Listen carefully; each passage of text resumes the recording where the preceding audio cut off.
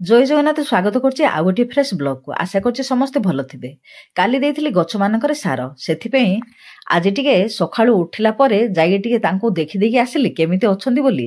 ତାପରେ ନିତ୍ୟକର୍ମ ସରେଇ ପରିବାପତ୍ର ଟିକେ କଟାକଟି କରି ଡାଲି ଚାଉଳ ଟିକେ ଧୁଆଧୁଇ କରି ଦେବ ପାଇଁ ବସେଇଦେଲି।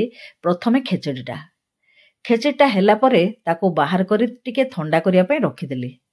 ମଉସା ଖାଇଦେଇକିରି ବାହାରି ପଡ଼ିଲେଣି ଯିବା ପାଇଁ ବରହମପୁର। ମଉସାଙ୍କର କ'ଣ କାମ ଅଛି ବୋଲି।